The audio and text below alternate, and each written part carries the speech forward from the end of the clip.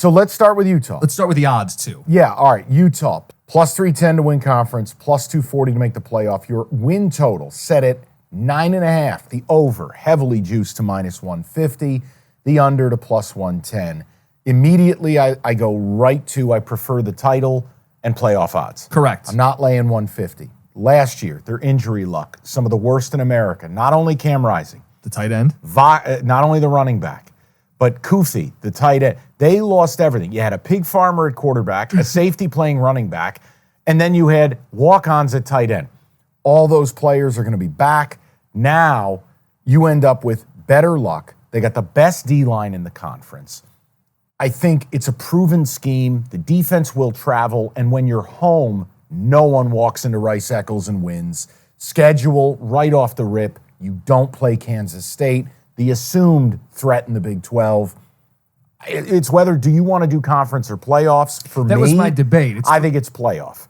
I think you're betting, are they going to be one of the 12 best teams? I say yes. What I don't want to do is sweat the conference title. But then you got to help me, because are you of the belief the Big 12 is getting 2 teams? Because you're going to be the one shoehorning in 4 Big 10, 4 or 5 SEC. Is there a world where 10-2 Utah loses the Big 12 and doesn't get in? That's the fundamental debate. I would argue they should still have a hell of a shot to get in, and if they do, I agree with you. Take the plus 240 because we build in the buffer if they lose the conference title. Yeah, but why don't we just swing for it? If you think they're the best team, 3-1, soft schedule. They play the 4 bottom feeders: Baylor, Arizona State, Houston, BYU. Yeah. That they will be in that game, and I'm getting 3-1 for them to win that game. That's the way I'm going. The issue, like I'll give you an example. I have a sleeper team later. Bomb Pop. I don't know if you're going to make fun of it or validate it. Utah, there's a scenario they'd have to play them twice, and in proximity. I don't like that. I worry about playing that conference championship game, seeing a team for the second time. Tell me you think they can get in without winning the conference, and I think 240 is juicy. I do. Okay. I mean, if we look at it, let's say it's 4 Big 10, 4 SEC. That leaves 4 open spots, 1 for the poor people, which is going to be Liberty. My school's group of 5. So you got 3 spots. Even if I go Notre down, Dame. It's okay. And then a bonus extra 1 for the ACC, extra 1 for the Big 12, and everybody's happy. I feel like that. Okay, so then 240.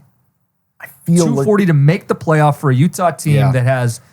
Well, and I think that's why they're snaking you there. I think that's why the playoff odds are a little less. I think that they can see They think what there this will be is. 2. Yeah, and again, look, Cam Rising is the difference maker.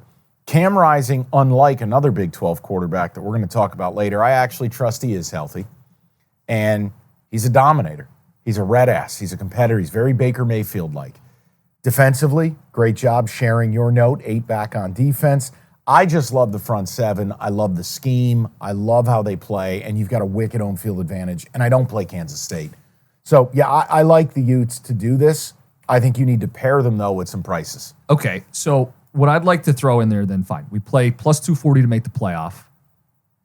And I'd like to highlight, Utah's this tough football team. I think they're going to be able to sling a little bit, too. Yeah, Kuthi will have 80 catches. Singer, the transfer from USC, I think is going to be a big play guy in this offense. Money Parks, remember him a couple years ago? We're getting all excited. Yep. So I really like Rising. I've said this for years. He's one of the worst quarterbacks to be betting against because he just makes shit happen. He keeps the play alive. He's not like a scrambler by trade. But he'll do it. But he'll keep the play alive. He'll pick up the tough yards on a 3rd down. Won't slide. Extend the play. Yeah, he doesn't go down easy. Great hair. He's been in college football for 1,000 years. Yeah, I think Utah is a huge pain in the ass for everybody. They are rightfully the favorite in this Big 12, and I think to win the conference is interesting, but we'll cover our ass a little bit and go playoff. But see, here's the interesting part. I want to see if you're with me on this. Is as much as I like Utah, I dislike Kansas State.